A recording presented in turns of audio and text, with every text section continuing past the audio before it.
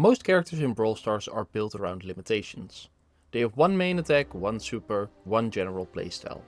Their strengths determine when they are effective, and their weaknesses give a way of enemies to fight back. Switch characters are different.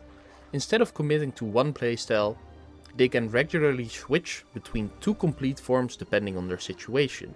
And while that sounds simple, to understand why, we first need to separate switch characters from the two similar groups, transform characters and evolve characters. A transform character starts with his base form, that is around 90% effective, transform into a form that feels closer to 150% effectiveness.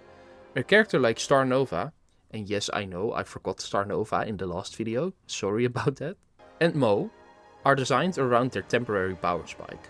Their transformation is stronger than a normal form, but it does not last forever. Their entire point is to create a short period where they become significantly more threatening. Evolved characters work in the opposite direction.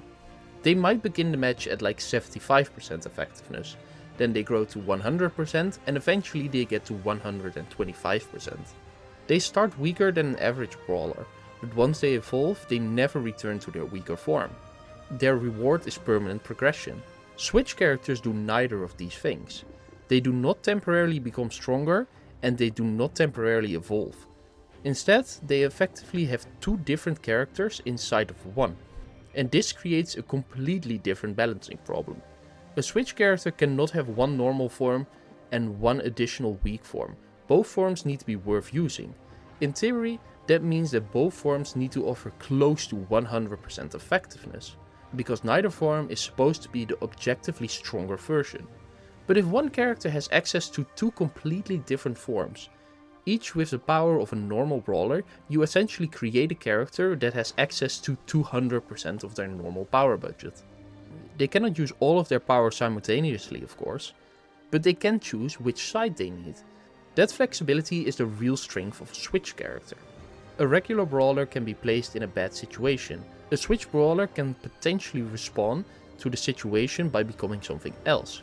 This is why there are only two true switch characters in Brawl Stars. Even on paper, the concepts already sound overloaded. But simply giving a character two forms is not enough.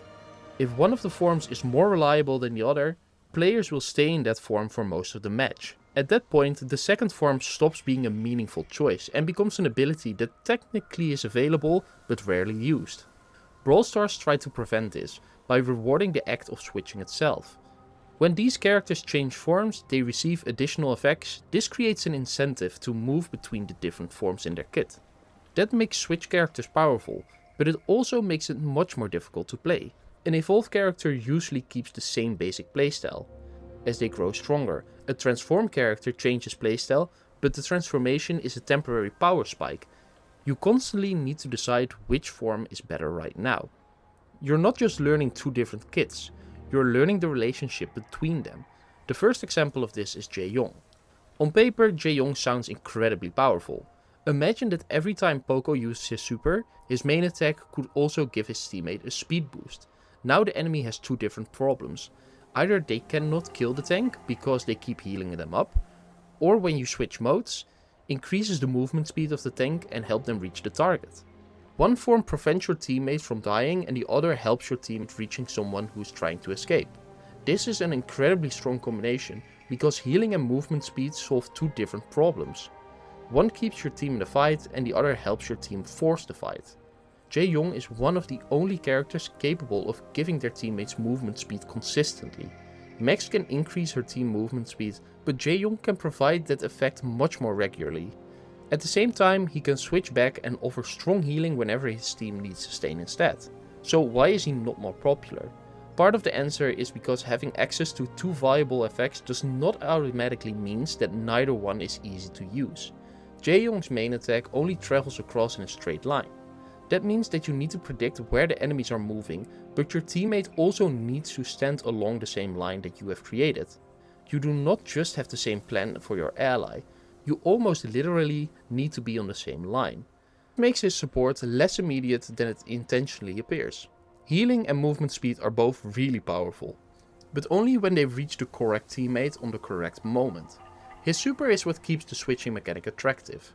Each mode gives him either access to a large heal or a large speed up, giving him an important reason to continuously move between the two forms, instead of remaining in whatever form feels safe. But Jayong also demonstrates the natural restrictions placed on every Switch brawler. His healing cannot simply be better than every dedicated healer, because while his movement speed cannot be stronger than every dedicated movement speed giver. If both sides were the best in their individual jobs, he would receive the best of both worlds without making any meaningful sacrifices. Also needs some decent damage with his main attack. It gives both of his forms a shared foundation. Although the damage has become less attractive after his nerfs. Jayong is not designed to replace two completely different support brawlers. He is designed to trade specialization for flexibility. And personally, that's why I'm surprised that he is not more popular. He has a unique way of supporting his team, a consistent reason to switch forms, and access to an effect that very few brawlers can consistently provide.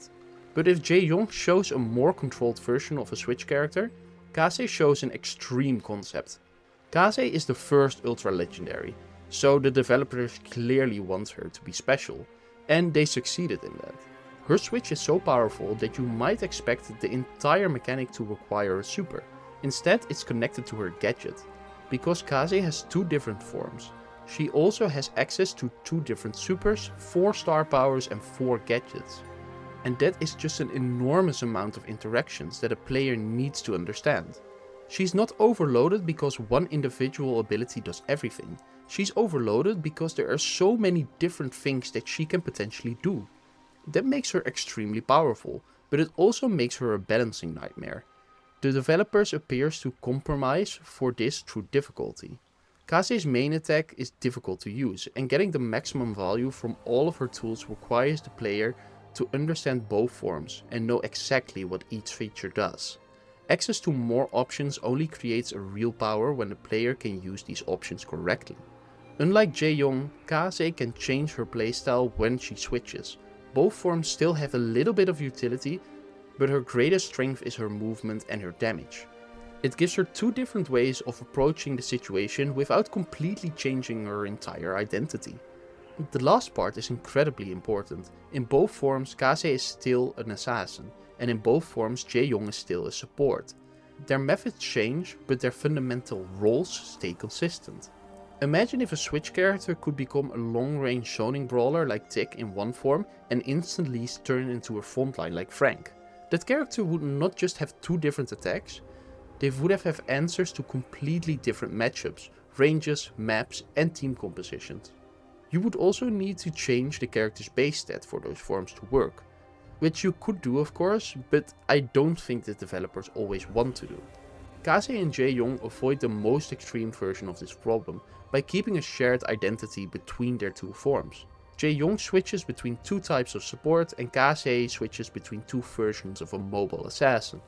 They gain flexibility without becoming absolutely everything at once. And that is the fundamental design change behind the Switch character. Transform characters temporarily access their normal power level. Evolve characters gradually become stronger, but Switch characters carry two completely different sets of options through their entire match. Their strength do not come from reaching 150% of their power in just a few seconds. It comes from having access to the correct form at 100% of their power, whenever the situation comes. That potential makes that some of the strongest and most overloaded characters in the game, but it also makes them one of the most interesting, because their real skill is not simply using either form, it's knowing when you should use one of the forms instead of the other. So which type would you rather see Brawl Stars add next? Another Switch character, a Transform character or an Evolve character? If you guys enjoyed the video, please like, comment and subscribe, and I see you guys in the next one.